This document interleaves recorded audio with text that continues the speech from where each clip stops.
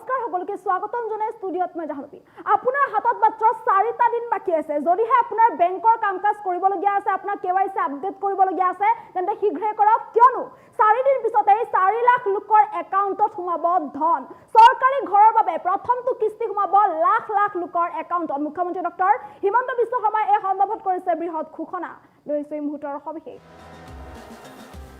হাতত মাত্ৰ 4 দিন আপোনাৰ হাতত আৰু মাত্ৰ 4টা দিন বাকি আছে যদিহে আপোনাৰ এতিয়াও বেংকৰ কামকাজ কিবা কৰিবলগীয়া আছে শীঘ্ৰে কৰি লওক কিয়নো প্ৰায় 4 লাখ লোকৰ একাউণ্টত সোমাব ধন চৰকাৰী ধন সোমাব এই লাখ লাখ লোকৰ একাউণ্টত শীঘ্ৰে কৰক আপোনাৰ একাউণ্টৰ কেৱাইসি আপডেট যিসকলে কেৱাইসি আপডেট কৰা নাই তেওঁলোকে শীঘ্ৰে আপডেট কৰি লওক কিয়নো 19 মাৰ্চত লাখ লাখ লোকৰ একাউণ্টত সোমাব PMAY ধন আৰু PMAY ধন এই 19 মাৰ্চতে আপোনালোকৰ একাউণ্টত জমা হ'ব 3,80,000 হিতাধিকাৰীয়ে চৰকাৰী ঘৰৰ প্ৰথম কিস্তিৰ ধন লাভ কৰিবলৈ সক্ষম হ'ব পঞ্চায়ত আৰু গ্ৰামোন্নয়ন বিভাগে বিতৰণ কৰিব এই প্ৰথম কিস্তি বেংক একাউণ্টৰ জৰিয়তে আপোনালোকে এই ধন লাভ কৰিব আপোনালোকৰ বেংক একাউণ্টত পুনে পুনে সোমাব এই ধন এপ্ৰিল মাহত আৰু 3,80,000 লোকক নতুনকৈ প্ৰদান কৰা হ'ব চৰকাৰী ঘৰ অথবা বিনামূলীয়া ঘৰ এপ্ৰিল মে মাহত পুনৰ প্ৰদান কৰিব 3,80,000 বিনামূলীয়া ঘৰ যিসকলে চৰকাৰী ঘৰৰ পৰা বঞ্চিত হৈ আছে তেওঁলোকে চৰকাৰী ঘৰ লাভ কৰিব এতিয়ালৈকে 22 লাখ পৰিয়ালে বিনামূলীয়া ঘৰ লাভ কৰিবলৈ সক্ষম হৈছে পকী ঘৰ নথকা পৰিয়ালে কৰিব লাগিব জিঅ' টেগিং কৰি থোৱা প্ৰতিটো দুখীয়া পৰিয়ালে চৰকাৰী ঘৰ লাভ কৰিবলৈ সক্ষম হ'ব বিভাগৰ পৰিৱৰ্তে জীৱিকা সখীসকলে কৰিব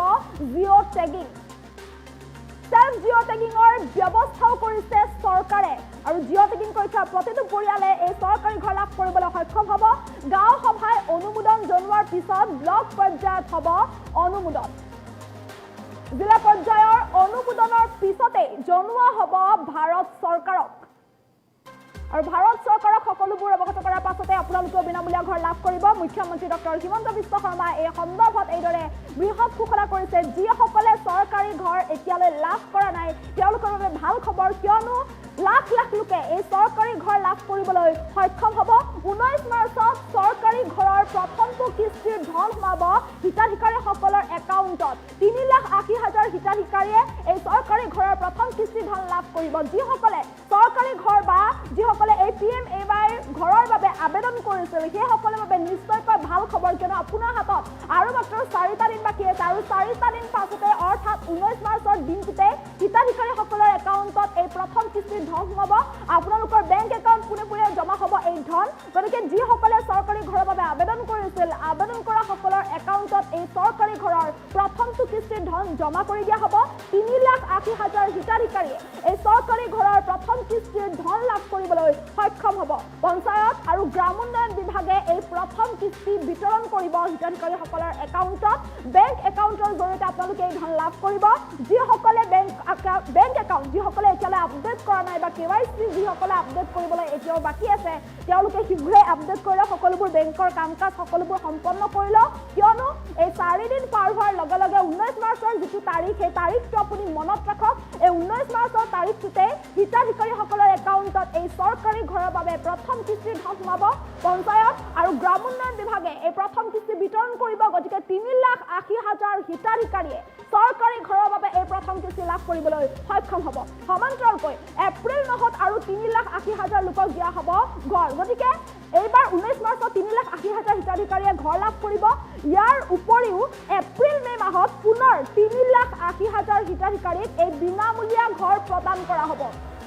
যিসকলে বিনামূলীয়া ঘৰ লাভ কৰা নাই তেওঁলোকেও বিনামূলীয়া ঘৰৰ বাবে আবেদন কৰিব পাৰিব এতিয়ালৈকে 22 লাখ পৰিয়ালে এই চৰকাৰী ঘৰ বা বিনামূলীয়া ঘৰ লাভ কৰিবলৈ সক্ষম হৈছে গতিকে ৰাজ্যৰ পৰা যাতে কেঁচা ঘৰ নাইকিয়া কৰিব পাৰি প্ৰতিটো দুখীয়া পৰিয়ালে যাতে পকী ঘৰ লাভ কৰে তাৰ বাবে যিটো চৰকাৰে এই ব্যৱস্থা গ্ৰহণ কৰিছে গতিকে ইয়াৰ জৰিয়তে আপোনাৰো পকী ঘৰত থকা সপোন পূৰ হ'ব যদিহে আপুনি আবেদন কৰা নাই পকী ঘৰৰ বাবে বা এনে চৰকাৰী ঘৰৰ বাবে তেন্তে আপুনিও আবেদন কৰিব পাৰিব কিয়নো 19 মাৰ্চত 3,80,000 চৰকাৰী ঘৰ পাব আকৌ পুনৰ এপ্ৰিল মে মাহত নতুনকৈ 3,80,000 এই চৰকাৰী ঘৰ লাভ কৰিবলৈ সক্ষম হ'ব পকী ঘৰ নথকা প্ৰতিটো পৰিয়াল দুখীয়া পৰিয়াল যিসমূহ আছে তেওঁলোকে জিঅ' টেগিং কৰিব লাগিব কিয়নো জিঅ' টেগিং কৰি থোৱা প্ৰতিটো পৰিয়ালে এই বিনামূলীয়া ঘৰ বা চৰকাৰী ঘৰ লাভ কৰিবলৈ সক্ষম হ'ব বিভাগৰ পৰিৱৰ্তে জীৱিকা সখীসকলে জিঅ' টেগিং কৰিব যিসকল জীৱিকা সখী আছে তেওঁলোকে আপোনালোকৰ জিঅ' টেগিং কৰি থয় তেন্তে আপুনিও চৰকাৰী ঘৰৰ হিতাধিকাৰী হ'ব পাৰিব। সেলফ জিঅ' টেগিঙৰ ব্যৱস্থাও কৰিছে চৰকাৰে, গতিকে বিভাগৰ পৰিৱৰ্তে জীৱিকা সখীসকলৰ জৰিয়তে এই জিঅ' টেগিং কৰা হ'ব আৰু আপুনিও কৰিব পাৰিব জিঅ' টেগিং কৰিলে আপুনিও চৰকাৰী ঘৰ লাভ কৰিবলৈ সক্ষম হ'ব। প্ৰথম অৱস্থাত গাঁও সভাই অনুমোদন জনাব আৰু গাঁও সভাই অনুমোদন জনোৱাৰ পাছতে ব্লক পৰ্যায়ত যাব আৰু ব্লক পৰ্যায়ে অনুমোদন জনাব। ব্লক পৰ্যায়ত যেতিয়া অনুমোদন জনোৱা হ'ব তাৰ পাছতে জিলা পৰ্যায়ৰ অনুমোদনৰ পাছত ভাৰত চৰকাৰক এই সন্দৰ্ভত অৱগত কৰোৱা হ'ব আৰু ইয়াৰ পাছতে আপুনিও বিনামূলীয়া ঘৰ লাভ কৰিবলৈ সক্ষম হ'ব। এই সকলোবোৰ প্ৰক্ৰিয়া সম্পন্ন হ'ব আৰু এই সকলো প্ৰক্ৰিয়া সম্পন্ন হোৱাৰ পাছতে আপুনিও চৰকাৰী ঘৰৰ হিতাধিকাৰী হৈ পৰিব। গতিকে যিসকলৰ চৰকাৰী ঘৰ নাই, যিসকলে এতিয়ালৈ চৰকাৰী ঘৰ পোৱা নাই, তেওঁলোকৰ বাবেও এতিয়া সুযোগ আছে। গতিকে যিসকলে আবেদন কৰা নাই তেওঁলোকে আবেদন কৰিব পাৰিব, কিয়নো এপ্ৰিল মে মাহত নতুনকৈ 3,80,000 হিতাধিকাৰী চৰকাৰী ঘৰ প্ৰদান কৰা হ'ব আৰু 19 মাৰ্চত 3,80,000 হিতাধিকাৰীয়ে বিনামূলীয়া ঘৰ লাভ কৰিবলৈ সক্ষম হ'ব। গতিকে আপুনিও হৈ পৰিব পাৰিব চৰকাৰী ঘৰৰ হিতাধিকাৰী, বিশেষকৈ যিসকলে চৰকাৰী ঘৰৰ বাবে আবেদন কৰিছিল। সেই আবেদন কৰা 3,80,000 হিতাধিকাৰীয়ে চৰকাৰী ঘৰৰ প্ৰথমটো কিস্তি লাভ কৰিব 19 মাৰ্চ তাৰিখটো আপুনি মনত ৰাখক, কিয়নো 19 মাৰ্চ তাৰিখটোতেই হিতাধিকাৰীসকলে এই চৰকাৰী ঘৰ লাভ কৰিবলৈ সক্ষম হ'ব। প্ৰথমটো কিস্তি আপোনালোকে লাভ কৰিব, আপোনালোকৰ বেংক একাউণ্টৰ জৰিয়তে প্ৰথমটো কিস্তি আপোনালোকক প্ৰদান কৰা হ'ব। পঞ্চায়ত আৰু গ্ৰামোন্নয়ন বিভাগে বিতৰণ কৰিব এই প্ৰথম কিস্তিৰ ধন। গতিকে পোনে পোনে আপোনালোকৰ বেংক একাউণ্টত এই চৰকাৰী ঘৰৰ প্ৰথমটো কিস্তি জমা হ'ব। ইয়াৰ জৰিয়তে আপোনাৰো পকী ঘৰত থকা সপোন পূৰ হ'ব। আপুনিও চৰকাৰী ঘৰৰ বাবে যদি আবেদন কৰিছিল তেন্তে আপুনিও লাভ কৰিব এই চৰকাৰী পকী ঘৰ। এতিয়ালৈকে 22 লাখ পৰিয়াল। শিৱৰাজ সিং চৌহান ডাঙৰীয়াই প্ৰতিশ্ৰুতি দি যোৱা অনুসৰি আমাক 3,80,000 নতুন ঘৰ তেখেতে আমাক আবণ্টন দিয়ে আৰু আমি আপোনালোকক জনাবলৈ পাই ভাল পাইছোঁ যে অহা 19 তাৰিখে সমগ্ৰ ৰাজ্যজুৰি অনুষ্ঠিত হ'বলগীয়া এক সমাৰোহৰ জৰিয়তে আমি এই 3,80,000 হিতাধিকাৰীৰ ঘৰ বনাবৰ বাবে তেওঁলোকৰ প্ৰথম যিটো কিস্তি বুলি কয় তাক আমি হিতাধিকাৰীসকলৰ বেংক একাউণ্টলৈকে ট্ৰান্সফাৰ কৰিম। ইয়াত কেন্দ্ৰীয় সভাখন পলাশবাৰী সমষ্টিত হ'ব। অৱশ্যে ৰাভা হাছং পৰিষদৰ নিৰ্বাচনৰ অধীনত থকা অঞ্চলটোৰ হিতাধিকাৰী সভালৈ নাহে। বাকী পলাশবাৰী, হাজো, শুৱালকুছি, ছয়গাঁও, বকুৰ, ৰাভা হাছঙৰ নিৰ্বাচন নথকা অঞ্চলবিলাকৰ হিতাধিকাৰীৰে পঞ্চায়ত মন্ত্ৰী ৰঞ্জিত দাস ডাঙৰীয়া আৰু মোৰ উপস্থিতিত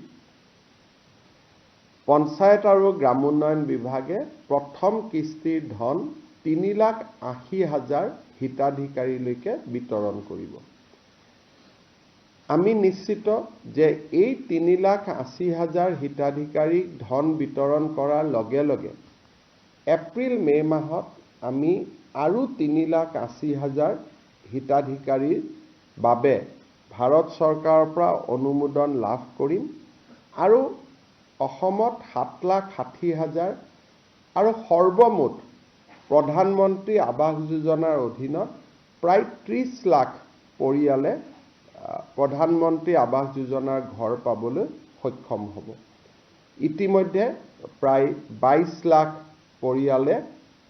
ঘৰ পাইছে বা ঘৰ নিৰ্মাণৰ কাম চলি আছে। এতিয়া ইয়াত এটা নতুন প্ৰশ্ন সদায় থাকে যে বহুত দুখীয়া মানুহে কয় যে আমি ঘৰ পাবলৈ এতিয়াও বাকী আছোঁ। শিৱৰাজ সিং চৌহান ডাঙৰীয়াই প্ৰতিশ্ৰুতি দি যোৱা অনুসৰি আমাক 3,80,000 নতুন ঘৰ তেখেতে আমাক আবণ্টন দিয়ে আৰু আমি আপোনালোকক জনাবলৈ পাই ভাল পাইছোঁ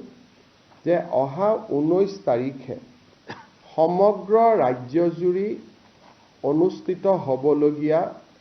এক সমাৰোহৰ জৰিয়তে আমি এই 3,80,000 হিতাধিকাৰীৰ ঘৰ